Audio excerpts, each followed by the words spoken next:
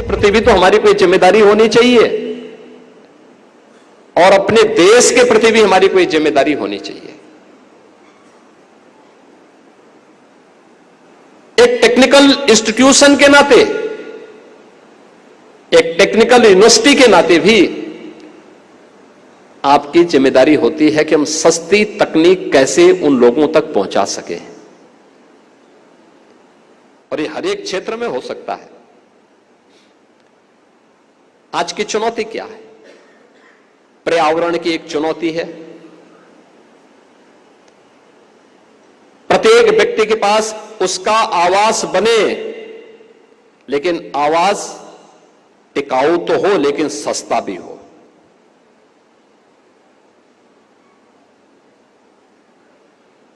विकास के लिए कम्युनिकेशन बहुत महत्वपूर्ण साधन है। कैसे हम तकनीक ऐसा पैदा करें कि हर एक व्यक्ति को समाज के अंदर होने वाली प्रत्येक घटना की जानकारी समयबद्ध तरीके से, लेकिन सामान्य वे के साथ मिले, अतिरिक्त उसको ऊर्जा न लगानी पड़े, उसको वह उपलब्ध हो सके। ऐसा कौन सी तकनीक अपनाई जा सकती है कि वह व्यक्ति अपने जीवन को बहुत सरलतापूर्ण, सहजतापूर्ण तरीके से अपनी न्यूनतम आवश्यकताओं की पूर्ति कर सके? तकनीक इसमें बहुत बड़ी भूमिका का निर्वहन कर सकता है, बहुत बड़ी भूमिका का निर्वहन कर सकता है। लेकिन तकनीक इतनी महंगी न हो कि वह एक सामान्य नागरिक की पहुंच से दूर हो जाए। तकनीक से पिछले 10 वर्ष में देश के अंदर बहुत परिवर्तन हुए, लेकिन दैनिक जीवन की स्थिति, दैनिक जीवन में हम उसका उपयोग कैसे कर सकते हैं? अब हर वर्ष हम लोग आवासीय व्यवस्था के लिए, गरीबों के लिए प्रधानमंत्री आवास योजना या मुख्यमंत्री आवास की योजना निकालते हैं। सरकार का शेयर उसमें होता है, सरकार उसको ग्रामीण क्षेत्र में 1,20,000 रुपए देती है, नक्सल प्रभावित क्षेत्रों में 1,30,000 रुपए तक की राशि हम उसे प्रदान करते हैं। शौचालय के लिए अलग से 12,000 रुपए की राशि अतिरिक्त उपलब्ध करवाते हैं। नगरीय क्षेत्र में 2.5 लाख रुपए की एक राशि हम उस गरीब को उपलब्ध करवाते हैं।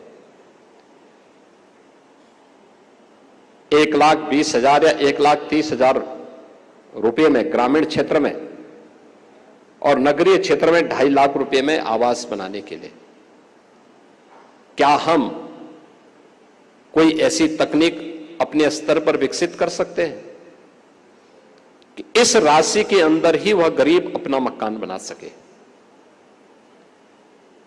क्या हम तकनीक को ऐसा डेवलप कर सकते हैं कि पर्यावरण के लिए जो चुनौती हमारे सामने है, ईंट का इस्तेमाल हम करते हैं। ईंट जो सबसे उर्वरा भूमि होती है, उसी से ईंट भी बनते हैं, उसी मिट्टी से ईंट बनते हैं। और ईंट के भट्टे जहां लगाए जाएंगे उसके आसपास के क्षेत्र में आप देखते होंगे कि काफी बड़ी भूमि, काफी बड़ी लैंड ऐसी होती है जो अनुपजाऊ सी हो जाती है। बहुत पहले से आप भी सुनते रहे होंगे, कहीं ईंट का भट्टा लगता है, उसके अगल बगल कोई बाग होगा, वो बाग खराब हो जाता है।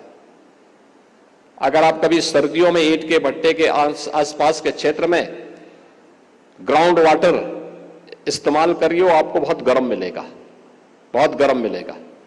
सामान्यतः ग्राउंड वाटर की स्थिति क्या है? आप गर्मियों में आप उसको लीजिए, सुबह दोपहर शाम आपको ठंडा मिलेगा।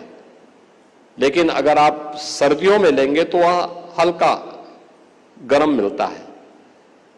लेकिन ईंट के भट्टे के आसपास कहीं भी आप उसको लेंगे तो उसका टेम्परेचर बहुत ज्यादा बढ़ा होगा, यानी वह कहीं ना कहीं आपके पर्यावरण को खराब कर रहा है। हमने सॉलिड एंड लिक्विड वेस्ट के निस्तारण के लिए कौन सी तकनीक विकसित की है, जबकि आप भी उस प्रक्रिया का हिस्सा बने हुए हैं? ऐसा नहीं कि आप उस प्रक्रिया के साथ न जुड़े हुए हों। ये बनाया जा सकता है, सस्ते मॉडल खड़े किए जा सकते हैं। हम किसी एक परिसर को ध्यान में रख करके इस कार्यक्रम को कर सकते हैं। और ये तो हमारी पुरानी परंपरा पर हमारी भारत के अंदर तो ये चीजें गांव-गांव में पहले होती थी। हर गांव में पहले क्या होता था, कुछ चीजों के लिए व्यवस्था बनाई गई थी। जैसे हर गांव में खाद का गड्ढा होता था। खाद का गड्ढा क्या बताता था? खाद का गड्ढा इस बात को बताता था कि गांव में सॉलिड वेस्ट को कहां इकट्ठा कर देना है। सॉलिड वेस्ट का वो स्थान हो जाता था और वो साल भर का सॉलिड वेस्ट एक जगह इकट्ठा होता था और फिर वही कंपोस्ट बनता था। लोग उसको अपने खेत में फिर लेके जाते थे, फिर अगले साल के लिए उसको तैयार कर देते थे। सॉलिड वेस्ट का एक माध्यम था। धीरे धीरे करके उस पे कब्जे होते गए। आज न शहर में डंपिंग ग्राउंड बन गए, बड़े बड़े कूड़े के पहाड़ खड़े हो गए, जहां पर हम लोगों ने सॉलिड वेस्ट प्रबंधन के लिए कुछ कार्यक्रम प्रारंभ भी किए। हर एक अर्बन बॉडीज उसको वहन करने की स्थिति में नहीं होती, क्योंकि बहुत महंगे हो जाते हैं। या तो सरकार को उनके साथ एग्रीमेंट करना होता है कि अगर हमें हाइड्रो पावर 3.5 रुपए में मिल रही है, अगर हमें सोलर पावर 2.5 रुपए में मिल रही है, तो हमें उनके साथ 12-13 रुपए तक एग्रीमेंट करने होते हैं कि भाई ठीक पर यूनिट हम आपसे खरीदेंगे, कम से कम सॉलिड वेस्ट से लोगों को मुक्ति तो मिलेगी। क्या तकनीक को इतना सस्ता बनाया जा सकता है कि पर यूनिट बनने वाली बिजली उससे सस्ती पड़ सके और हम उस सिस्टम को व्यवहारिक धरातल पर उतारने में सफल हो सके? और ये चुनौती आपके सामने है, ये हमेशा चुनौती आपके सामने बनी रहेगी। सिविल के क्षेत्र में भी सस्ते आवास बनाने आपके सामने एक चुनौती होगी। कैसे हो सकता है? हमारे पास ईंट का विकल्प हम क्या दे सकते हैं? हम ऐसी कौन सी तकनीक अपनाएं कि जो मकान को बनाने में यानी 9 महीने से 1 वर्ष का समय एक छोटा सा मकान बनाने में, पीएम आवास योजना को बनाने में लगता है, क्या हम इसको 3 महीने के अंदर खड़ा कर सकते हैं? बन सकता है। तकनीक का उपयोग करते हुए अंदर की दीवारों का भी विकल्प दिया जा सकता है। हमें थोड़े प्रयास करने होंगे और मुझे लगता है कि इस पर शोध करने का केंद्र बिंदु, चाहे ये हो, चाहे वो हाई राइज बिल्डिंग हो, इन सभी के लिए हमें अपने संस्थानों में इस पे कार्य करने की आवश्यकता है। हर व्यक्ति को अपना आवास चाहिए, हर व्यक्ति को उसका रहन सहन अच्छा हो सके। इस ऑफ लिविंग के लक्ष्य को हम प्राप्त कर सके, और यह तभी हो सकता है जब हम लोग सस्ती तकनीक उन्हें उपलब्ध कराने में अपना योगदान दे सकें। विश्वविद्यालय और तकनीकी संस्थानों की जिम्मेदारी बनती है। दूसरा, मॉडर्न टेक्नोलॉजी के साथ भी हम लोगों को जोड़ें, लेकिन याद रखें कि तकनीक हमारे द्वारा संचालित हो, हम तकनीक के द्वारा संचालित न हो। क्योंकि तकनीक का जब तक हम इस्तेमाल कर रहे हैं तब तक वह लोक कल्याण का माध्यम बनेगी और बनेगी। तकनीक ने जीवन में बहुत परिवर्तन लाए, लोगों के जीवन को बहुत आसान बनाया है। आज हम उत्तर प्रदेश में 15 करोड़ लोगों को फ्री में राशन की सुविधा उपलब्ध करवाते हैं, और उन 15 करोड़ लोगों को राशन की सुविधा मिल रही कि नहीं मिल रही है, हमने फाइंड सेल मशीन के माध्यम से एक एक को हम ऑब्जर्व कर सकते हैं। इससे पहले ये चीजें नहीं थी। 2017 के पहले जब मैंने एक दिन में सभी 80,000 फेयर प्राइस 100 पे छापे मरवाए थे, आप आश्चर्य करेंगे कि मुझे 30 लाख फेक राशन कार्ड मिले थे। 30 लाख। यानी उन 30 लाख परिवारों के नाम पर राशन निकलता था, लेकिन उन गरीबों तक नहीं पहुंच पाता था। और आज मैं कह सकता हूं कि 15 करोड़ लोगों को, हर एक परिवार को जितनी उनकी यूनिट होगी, उन सभी यूनिट को आज राशन की सुविधा का लाभ उत्तर प्रदेश में प्राप्त हो रहा है, पॉइंट सेल मशीन के माध्यम से, ई पॉस मशीन के माध्यम से। आखिर तकनीक से संभव हो पाया। हम लोग आज उत्तर प्रदेश में 1,06,00,000 वृद्धजनों को, निराश्रित महिलाओं को और दिव्यांग जनों को 12,000 रुपये वार्षिक पेंशन की सुविधा दे रहे हैं। पैसा हर तीसरे महीने उनके अकाउंट में सीधे चली जाती है। जब मैन्युअली था 300 रुपये उन्हें पेंशन मिलती थी, एक महीने की 300 रुपया, हमने उसको बढ़ा करके 1,000 रुपया किया।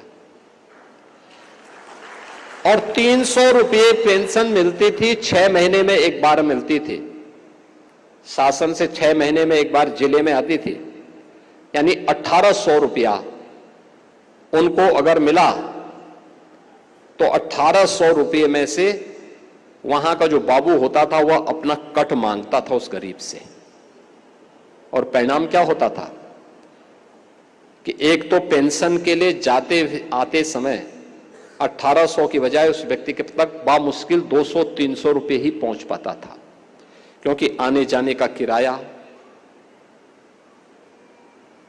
बाबू का कट और ये सभी चीजें।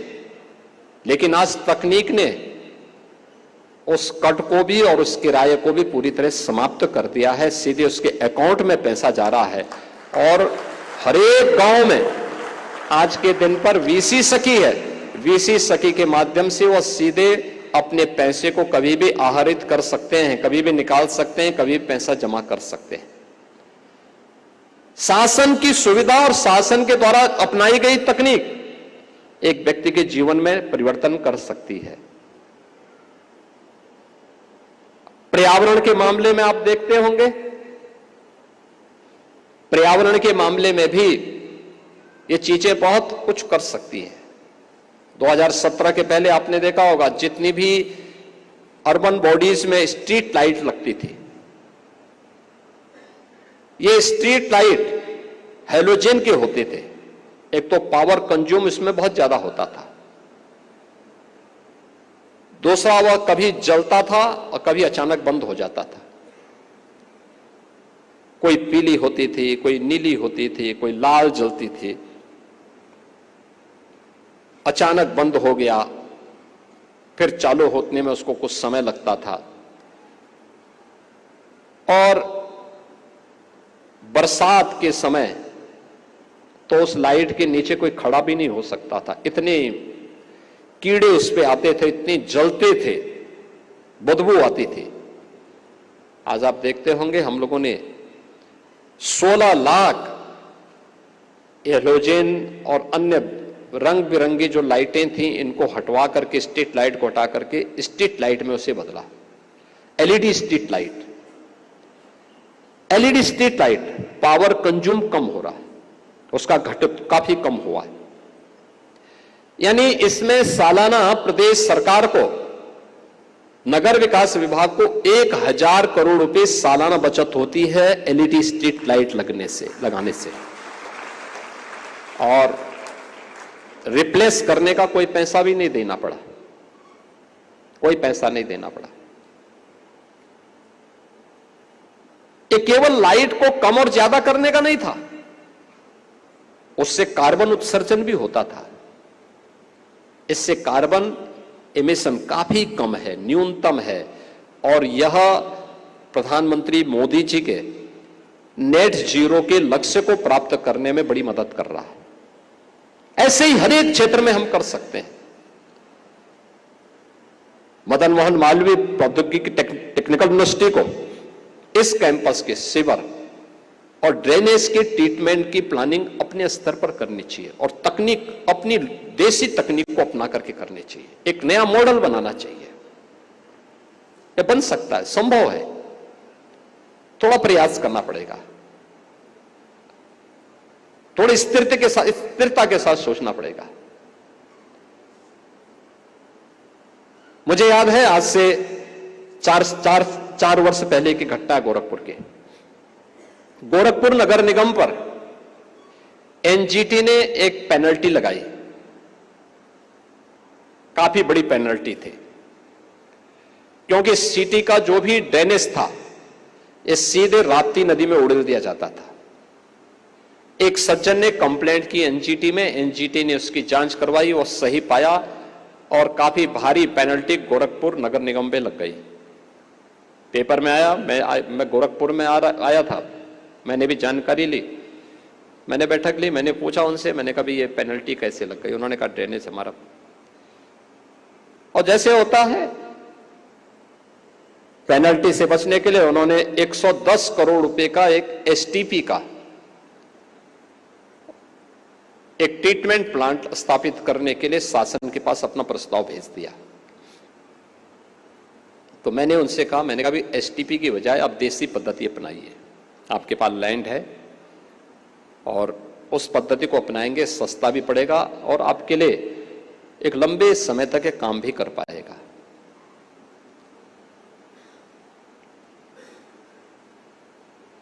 उन्होंने कहा क्या हो सकता है? मैंने कहा मैं बताता हूं।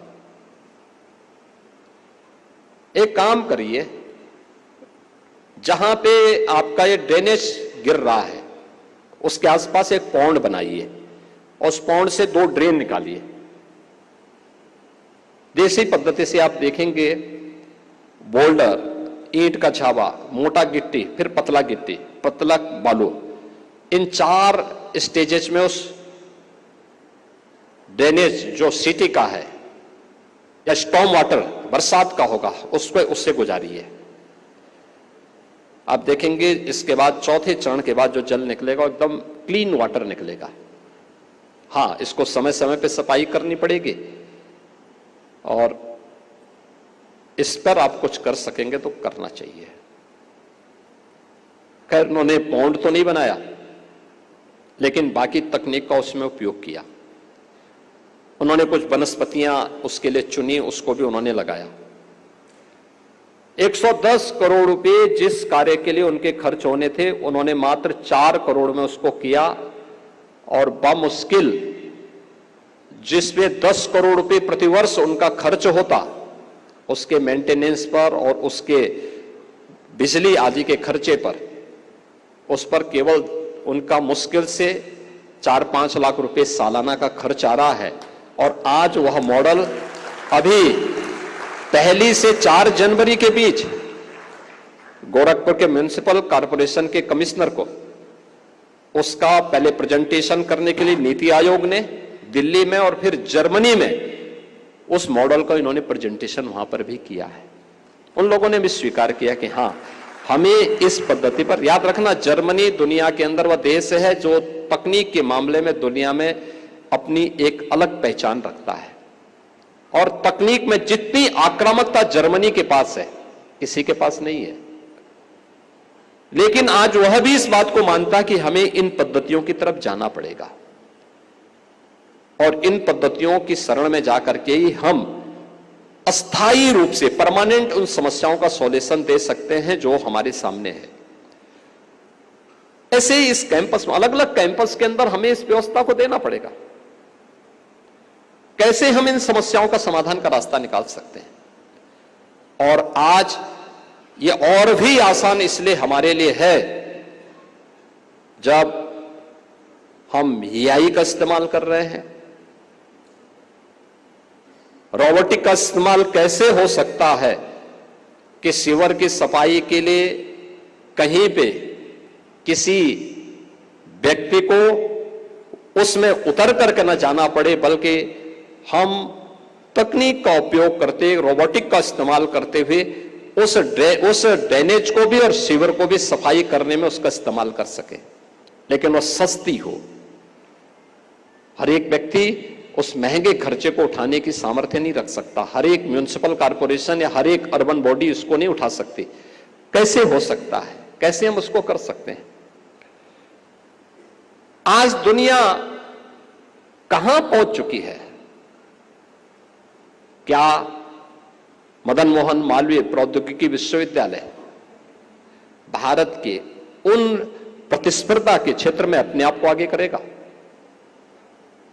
क्वांटम कंप्यूटिंग के लिए नए सेंटर स्थापित करने, नए हब को स्थापित करने की एक नई प्रतिस्पर्धा प्रारंभ हुई है। हमें उस दिशा में आगे बढ़ना चाहिए। शुरुआत छोटे से होती है, एक साथ नहीं होगी, बहुत बड़े पैमाने पे नहीं हो सकती, और उत्तर प्रदेश में संभव है। याद रखना, भारत का पहला कंप्यूटर आईआईटी कानपुर में आया था, और क्वांटम कंप्यूटिंग के क्षेत्र में भी एक हब के रूप में अपने आप को स्थापित करने के लिए, भारत को स्थापित करने के लिए हमारे तकनीकी संस्थानों में एक नई स्वस्थ प्रतिस्पर्धा प्रारंभ होनी चाहिए। और स्वस्थ प्रतिस्पर्धा के लिए अभी से हम प्रयास करेंगे तो हमें रास्ते निकले, अनेक रास्ते मिलेंगे।